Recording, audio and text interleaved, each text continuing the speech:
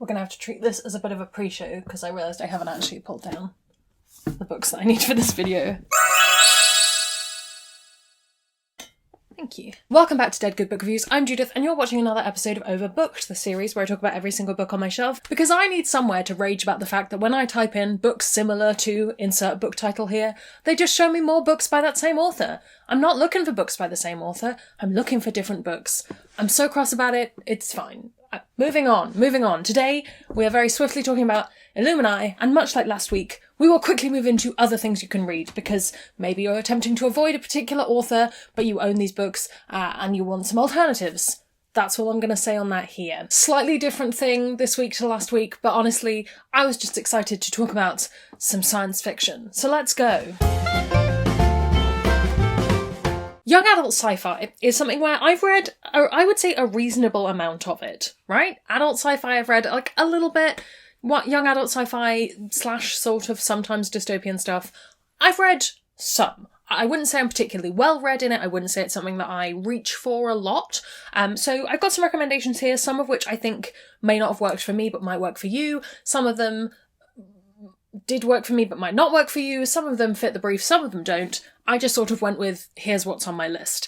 First up, I have Arc of a Scythe by Neil Shusterman. This is a trilogy, and I have complicated feelings about this. I love the world building in this, and if one of the things you loved in Illuminae was the AI, and you're looking to explore artificial intelligence in young adult fiction a bit more, this is a really interesting take on a world managed by AI. In Illuminae, it's more a starship managed by an AI. But yes, the implications of AI on a world.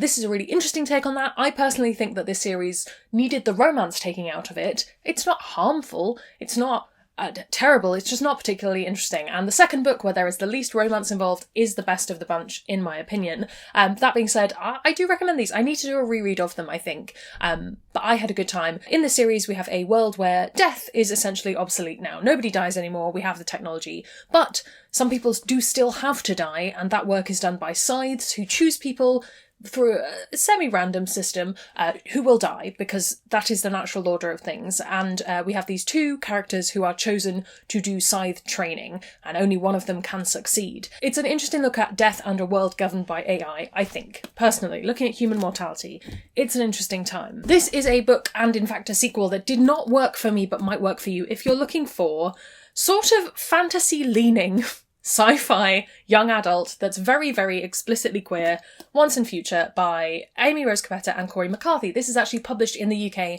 by the same publisher as published Illuminae, which I think is part of also why I'm drawing the connection, and indeed another book on this list. Interesting. I'll come on to that in a moment. This didn't work for me, I think, because it was a bit too let me read queer theory to you, and I didn't need that personally at the time. I think it would be a really interesting read for young adults. I think this is one of those ones where if you're not already immersed in that, perhaps it's a good book to pick up in a very different way. For me, I was kind of like, but I lived this experience, so I'm okay, thank you. It's still, I really like the ideas behind it, and I've kept it because I think it's really, what's the word I'm looking for? It's a really hopeful book to me in the terms that it got published and it exists. Just like the actual execution of it wasn't necessarily for me, but it might be for you. So it is on this list.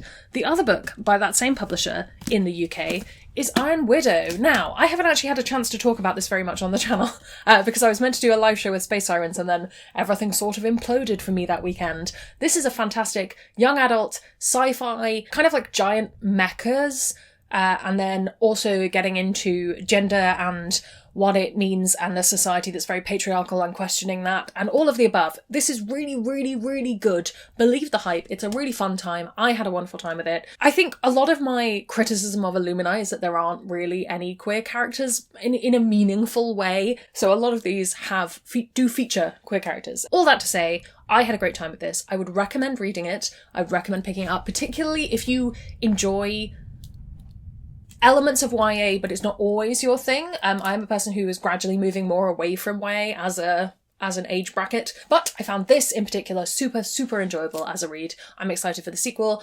I will be reading more. Brandon Sanderson's Skyward series. Cytonic is the only one of these I think I have upstairs, which is why I'm holding up the third book in a series to talk about this. This is very different in a lot of ways from Illuminae, but it's YA sci-fi, so I'm bringing it onto the list. I think it's YA.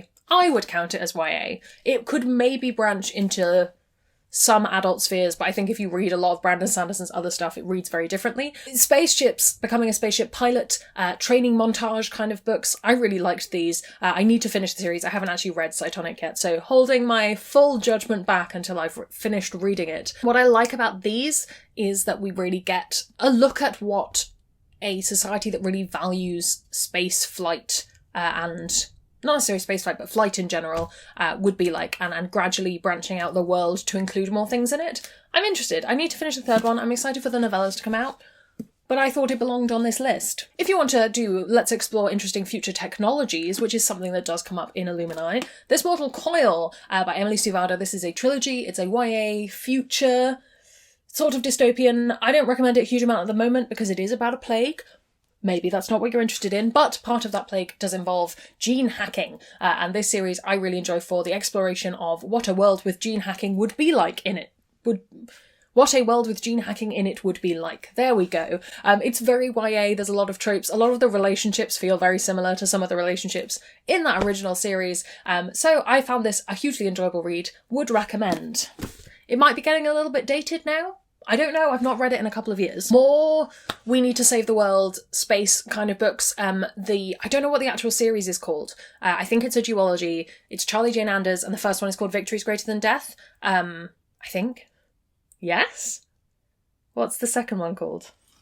Yeah, I think it's called Victory's Greater Than Death. I'll put the cover up. I've only read the first one. I have the second one on my TBR for this week, actually, when I'm filming this. And they are an enjoyable YA sci-fi time. Add them to your list if you're looking for more YA sci-fi, really. Some adult sci-fi recommendations. I've done a couple of these fairly recently where I've talked about these, so I'm very quickly going to mention Becky Chambers, because I always mention Becky Chambers and I love her greatly. And I don't have enough thoughts yet to fill a full segment of a video on this, but I have just finished Ancillary Justice, which is our Space Sirens pick for this month, and I am excited to talk about it with other people. But again, exploration of AI. This is a book that does that. The last thing I wanted to mention, I was trying to think about books that are told in a alternate way, because that's one of the selling points of Illuminae, is they are files, right? I don't have any books on my list personally that do that. There's a couple of books told as letters that I have read in the past, but none of them spring to mind as a good thing to recommend. There are a couple of examples of stories that do that in a recent read, which was Lost Worlds and Mythological Kingdoms, which I would recommend if you were looking for some different storytelling methods all mashed into one big book. I had a good time with that. But I don't think, I'm just looking behind me, I don't think I've read anything else that did the same thing, which is a shame because it's an interesting thing to do. I'm sure they do exist, I just haven't read them. While I was looking behind me, I remembered I wanted to talk about Wires and Nerve, because one thing you can have is a graphic novel. A nice different way of storytelling, and similarly a good way of hiding all those details in a book. These are Wires and Nerve. They are by Marissa Mayer. They are follow-ons to the Lunar Chronicles. I have a brain and can remember things. It was on the back. I could have just looked. It's fine. So yeah, if you want to pick up a book that's a different format, I really love a graphic novel. I would recommend these for the kind of semi-fan fiction feel that they have, which I think also some of Illuminae does have. Those are recommendations. I think I could probably sit and recommend books where young adults try and overthrow a corrupt government for quite a while, spanning the last 10 to 12 years of YA fiction. I'm not going to do that. I think that we've probably covered that in various other videos, but I just wanted to throw out some of my current recommendations for young adult sci-fi and some adult sci-fi as well. But really, I'm calling to you. What else should I read if I wanted to pick up any particular sci-fi, because I do have big gaps in my reading in sci-fi, and books that are told in a interesting way. So whether that's a perspective, whether that's a narrator, whether that's the format of the book is interesting, I want to hear what are your recommendations down below in the comments. This has been a very quick one. I hope that's all right. As I say, I don't have a huge number of recommendations for this, so hopefully you can pad out this list for me. While you're down there recommending things, you can also subscribe if you would like to, if you haven't already. You can follow me on social media. Come hang out on Discord, where we have a wonderful time talking about books. Nothing brings me greater joy than my patrons over on Patreon who support the channel and videos like this. That's all linked below if you would like to join their number. That's all from me. Thank you so much for watching, and I will see you in the next one.